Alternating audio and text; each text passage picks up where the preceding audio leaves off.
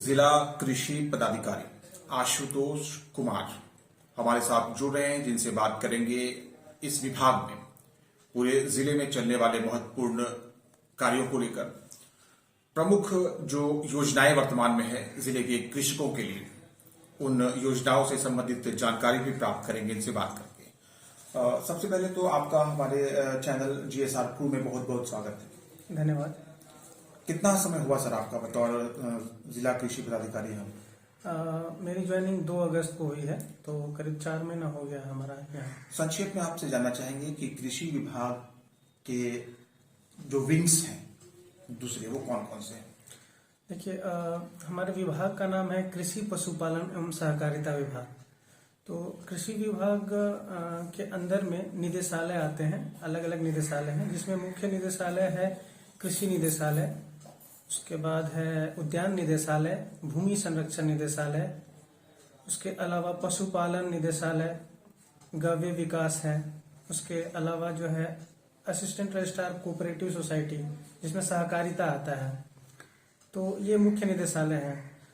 जिला स्तर पे इसमें मुख्य पदाधिकारी आते हैं। ये सारे विभाग जो क्यूमुलेटिव अगर देखें तो इसमें जिला कृषि पदाधिकारी, जिला उद्यान पदाधिकारी, भूमि संरक्षण पदाधिकारी, जिला पशुपालन पदाधिकारी, जिला गव्य विकास पदाधिकारी, उसके बाद जिला सहकारिता पदाधिकारी, ये मुख्य पदाधिकारी हैं जो कृषि पशुपालन एवं सहकारिता विभाग के अंदर में आते हैं। हाँ, जिला मत्स्य पदाधिकारी जो छूट रहा था वो भी हमारे ही विभाग में आते हैं। तो हम जो मेरा ऑफिस है वो कृषि निदेशालय के अंदर में आता है। तो उसके बाद यही मुख्य संरचना है हमारे विभाग की। मुख्य संरचना यही है।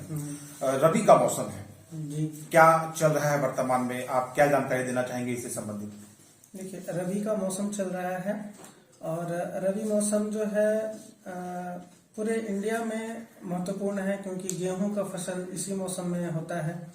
उसके अलावा झारखंड में भी गेहूं होता है। गेहूं के अलावा चना, मसूर, सरसों, ये सब सारी फसलें हमारे यहाँ ली जाती हैं।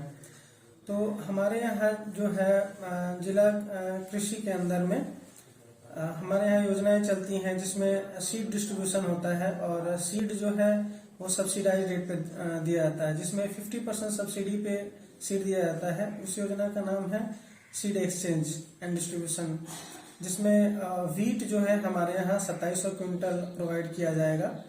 और जो 50% सब्सिडी का जो बीज होता है वो हम लोग सहकारिता के अंदर जो पैक्स आते हैं उसके थ्रू उपलब्ध कराते हैं।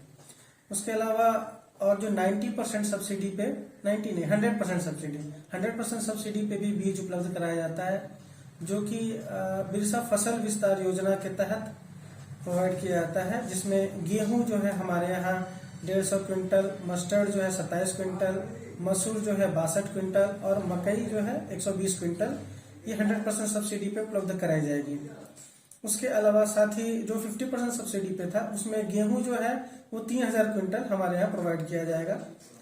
उसके बाद जो है आत्मा भी एक एजेंसी है, एग्रीकल्चर टेक्नोलॉजी मैनेजमेंट एजेंसी, जिसमें केंद्र सरकार भी सहयोग करता है। तो उसके तहत भी हम लोग फसलों का डेमोन्स्ट्रेशन करते हैं, जिसमें कि 100% सब्सिडी पे बीज दिया जाता है, जिसमें कि मस्टर्ड जो है 17 क्विंटल, लेंटिल 41 क्विंटल, चना जो है 257 क्विंटल। उसके अलावा एक और योजना है नेशनल फूड सिक्योरिटी मिशन, ये भी आत्मा के तहत चलाया जाता है। इसमें भी मस्टर्ड जो है 14 क्विंटल, उसके बाद चना जो है 57 क्विंटल, मसूर जो है 7.5 क्विंटल। तो ये सब प्रोवाइड किया जाएगा। साथ ही जो आत्मा के तहत जो डेमोन्स्ट्रेशन होता है टर्फा और एनएफएसएम में, उसमें बीज के साथ साथ जो है न्यूट्रिशन के लिए भी प्रोवाइड किया जाता है, जैसे कि नैनो यूरिया। उसके अलावा पेस्ट कंट्रोल के लिए भी उसमें नीम ऑयल, उसके अलावा अजोटोबैक्टर, पीएसबी और भी कुछ चीजें जिसको पैकेज को कहा था आईएनएम आईपीएम, वो भी हमारे यहाँ वो प्रोवाइड किया जा रहा है। तो मुख्यतः रबी सीजन में बीज का वितरण आईएनएम आईपीएम किया जा रहा है। उसके अलावा फर्टिलाइजर जो है वो केंद्र से ही सब्सिडाइज रेट पे दिया जाता है और जो हम इस ऑफिस का काम मुख्यतः जो है फर्टिलाइजर का लाइसेंस प्रोवाइड करना और ये सुनिश्चित करना कि जो फर्टिलाइजर मिल रहा है वो सही दर पे मिल रहा है कि नहीं, क्योंकि वो जो है डायरेक्ट जो है बेचना या ये इस ऑफिस का काम नहीं है। तो जो फर्टिलाइजर का लाइसेंस जो है प्रोवाइड करवाने का जो विषय है, क्या इसमें पारदर्शिता बरती जाती है, क्या इसमें ईमानदारी बरती जाती है, क्या कहीं किसी तरह की छेड़छाड़ का कोई गुंजाइश इसमें है? नहीं, इसमें कोई गुंजाइश नहीं है, क्योंकि ये सब हम लोग सब देख समझ के करते हैं और उसमें जो भी गाइडलाइंस होता है उसको फॉलो करते हैं। और हम ये चूंकि ये प्रसारित होगा तो इसमें हम ये बताना चाहेंगे कि ये जो यूरिया जो है वो 267.5 रेट पे मिलता है और उसी तरह जो फास्फोरस डीएपी बोलते हैं, डीएपी और पोटासियम एमओपी, ये सब भी सब्सिडाइज रेट पे मिलता है। तो किसानों को जागरूक रहने की जरूरत है और अपने ब्लॉक लेवल पे अधिकारी होते हैं, उसके अलावा आत्मा के एटीएम बीटीएम होते हैं, उनसे सुनिश्चित करें कि वो जो फर्टिलाइजर वो प्राप्त कर रहे हैं वो सही दाम पे मिल रहा है कि नहीं। और वो फर्टिलाइजर भी जो होता है वो पॉस मशीन के थ्रू दिया जाता है, तो वो फार्मर को वो प्रॉपर फार्मर को ही दिया जाता है। तो जब वो दे रहे हैं तो वो सही प्राइस दें, वो पूछ के, और ज्यादा प्राइस देने की कोई जरूरत नहीं है। कृषक मित्रों को लाभान्वित करने वाले जो सरकार की महत्वपूर्ण योजनाएं वर्तमान में हैं वो क्या क्या है? कृषक मित्र जो है वो हमारे बिहाफ में काम करते हैं, वो फील्ड लेवल पे, तो उनके लिए कोई योजनाएं नहीं है। ये सारी जो कृषि की योजनाएं हैं उनको धरातल पर लाने के लिए उनका रोल है, किसान है। और आच्छादन का हम लोग डेली रिपोर्ट लेते हैं ब्लॉक से, ब्लॉक में जो और किसी ब्लॉक में जो कर्मी है, उसके अलावा जो फील्ड में किसान मित्र है उनसे हम डेटा लेते हैं।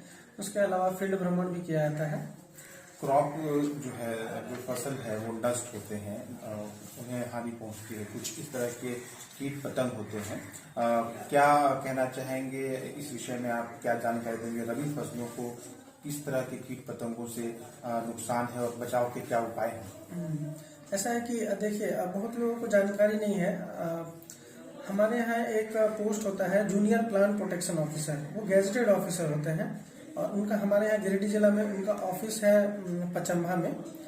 तो ये जो है इस ऑफिस से जितने जो भी प्लांट्स हैं, चाहे वो हॉर्टिकल्चर प्लांट्स हो चाहे नॉर्मल क्रॉप प्लांट्स हो, उनके लिए प्लांट प्रोटेक्शन के लिए दिशा निर्देश जारी होता है। उसका मॉनिटरिंग की जाती है कि कहाँ पे किस तरह के ये पेस्ट्स जो है, इंसेक्ट पेस्ट हो चाहे डिजीज जो है वो लगा हुआ है, उसका मतलब उसका रिपोर्ट लिया जाता है। और ये वो जो है ब्लॉक लेवल पे उनका अलग एक पौधा संरक्षण केंद्र होता है, जो बहुत दिनों से ये योजना इस पोस्ट पे ज्यादा लोग नहीं थे, क्योंकि संख्या बल में कमी थी। धीरे धीरे इसमें अभी एक नई योजना आई है फसल सुरक्षा करके। तो जो भी ब्लॉक लेवल पे पौधा संरक्षण केंद्र होता है उसके थ्रू जो है फार्मर्स जो है अपने फसलों में पेस्टिसाइड्स का छिड़काव कराना, ये सब चीजें जो है ले सकते हैं। उसके लिए सरकार जो है कुछ मेहनताना लेती है जिसे छिड़काया जाता है, और पेस्टिसाइड का पैसा लेती है। और कुछ जो है स्कीम है जिसमें कि बीजोपचार, ये सब चीज भी सिखाया जाता है, डेमोन्स्ट्रेशन दिया जाता है कि कैसे फसलों को सुरक्षित रखा जाए। सबसे पहले तो ये इम्पोर्टेंट है कि सीड्स वगैरह का पहले ट्रीटमेंट किया जाता है। तो सीड को पहले ट्रीट कर लेंगे, तो जैसे टीका होता है ना बच्चों में, उसी तरह से बीज का भी ट्रीटमेंट किया जाता है, तो वो टीका की तरह ही काम करता है। तो सीड ट्रीटमेंट बहुत महत्वपूर्ण है। गिरिडीह एक बड़ा जिला है, 13 प्रखंड, 344 ग्राम पंचायतें, हजारों गांव। बतौर गिरिडीह जिला कृषि पदाधिकारी पूरे जिले पर आप किस तरह से नजर रख पा रहे हैं? क्या कहीं कुछ समस्याएं हो रही? ऐसा है कि जैसे 13 ब्लॉक है, तो हमारे सभी ब्लॉक में ब्लॉक एग्रीकल्चर ऑफिसर होते हैं। उसके अलावा आत्मा के कर्मी हैं, ब्लॉक टेक्निकल मैनेजर और एग्रीकल्चर टेक्नोलॉजी मैनेजर। तो ये जो है एटीएम और बीटीएम, ये उसके अलावा किसान मित्र होते हैं जो पंचायत स्तर पे। तो ये जो है हमारी संरचना है वो काफ़ी फ्रूटफुल मतलब काफ़ी इम्पोर्टेंट है, जो कि ये पूरे एग्रीकल्चर को मैनेज करने में हेल्प करती है। और फील्ड में जो भी कमी होती है, आजकल तो व्हाट्सएप पे भी जुड़े हुए हैं, तो कोई भी प्रॉब्लम होता है तो उससे हम लोग रिजॉल्व करते हैं। क्या आप जिले वासियों को कोई विशेष जानकारी जो छूट रहा है उसे देना चाहेंगे? हाँ, जैसे कि हमारे यहाँ एक और योजना है जिसमें आम्लिक मिट्टी सुधार बोलते हैं। जैसे सॉइल जो है एसिडिक है यहाँ का, तो जिले की बात है। हाँ, एसिडिक सॉइल है। अच्छा। तो उसका टेस्टिंग करके हम लोग डोलोमाइट भी का भी वितरण करा रहे हैं। तो उसमें जिसके अच्छा एक और चीज है कि सॉइल का जो हम लोग टेस्टिंग भी कराते हैं, तो इसके लिए हमारे लिए एक गेजेटेड ऑफिसर जो है वो पचम्बा में हमारा सॉइल टेस्ट लैब है, तो वहाँ पे मिट्टी की जांच होती है। तो जो भी किसान है वो अपने निकटतम किसान मित्र से मिलके, चाहे ब्लॉक में एटीएम बीटीएम से मिलके अपनी मिट्टी का सैंपल ले जा सकते हैं और वो उस लैब तक पहुंचाया जाएगा।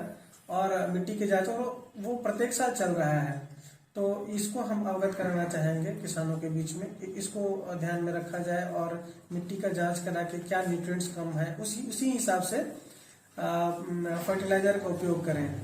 एक्चुअली यूरिया का इस्तेमाल ज़्यादा करते हैं फार्मर्स। होना ये चाहिए कि यूरिया हुआ जिसमें नाइट्रोजन मिलता है, डीएपी में फास्फोरस मिलता है, उसके बाद फिर पोटासियम, उसके माइक्रो न्यूट्रिएंट्स कम डालते हैं फार्मर्स। तो माइक्रो न्यूट्रिएंट्स का भी यूज को बढ़ावा देना प्राथमिकता रहेगा, क्योंकि देखिए जिस तरह से एक्चुअली फसल जो भी होता है वो आदमी हम लोग कंज्यूम करते हैं और पाया जाता है कि हमारे शरीर में फलना विटामिन की डिफिशियंसी है। तो वो पोषक तत्व अगर फसल में प्रॉपर फर्टिलाइजर्स के थ्रू आए तो वो पोषक तत्व सफिशिएंट रहेगा और हमको एडिशनल सप्लीमेंट्स की जरूरत नहीं पड़ेगी। तो इस लिहाज से ये बहुत महत्वपूर्ण हो जाता है। तो मिट्टी जांच करके प्रॉपर फर्टिलाइजर का यूज करना। उसके बाद आम्लिक मिट्टी के लिए डोलोमाइट का जो वितरण होना है, तो उसमें डोलोमाइट का वितरण हम कर रहे हैं 5.5 pH से कम जो सॉइल्स है उसको सही करने के लिए। उसके अलावा हमारे यहाँ जो चूंकि सभी जगह सिंचाई की समस्या है और पानी को बचाना, तो ये प्रधानमंत्री कृषि सिंचाई योजना जो कि लंबे समय से चल रहा है उसके तहत जो है ड्रिप इरिगेशन का प्रावधान है। टपक सिंचाई मुख्यतः जो है सब्जी में और फलों के खेत में लगाया, चूंकि धान में उसका यूज नहीं होता क्योंकि धान में तो बहुत पानी चाहिए होता है। तो ये टपक सिंचाई के माध्यम से ये प्रतिवर्ष ये लगातार अनवरत चलने वाली योजना है, तो इसका लाभ ले सकते हैं। एक महत्वपूर्ण योजना है। उसके अलावा एक योजना किसान समृद्धि योजना अभी इस साल के लिए है, जिसमें सोलर पंप दिया जा रहा है, तो सोलर पंप भी ले सकते हैं। हालांकि संख्या कम है, तो हम लोग कोशिश करेंगे कि सही से उसको दिलवाने की कोशिश करेंगे। उसके अलावा एक पीएम कुसुम योजना है जो कि जरेडा का है, लेकिन यहाँ पे नोडल जो है जिला कृषि पदाधिकारी है। तो पीएम कुसुम योजना के तहत भी वो सोलर पंप दिया जाता है। तो ये मुख्य योजना है जो अभी करंट समय में चल रही है। बस यही है। चलिए, बात करने के लिए धन्यवाद सर। हमारे साथ आशुतोष कुमार जुड़े थे जो कि गिरिडीह जिला कृषि पदाधिकारी हैं और वर्तमान समय में पूरे जिले में जो महत्वपूर्ण योजनाएं मुख्य रूप से रबी फसल से संबंधित महत्वपूर्ण जानकारियां उपलब्ध करवा रहे थे। धन्यवाद।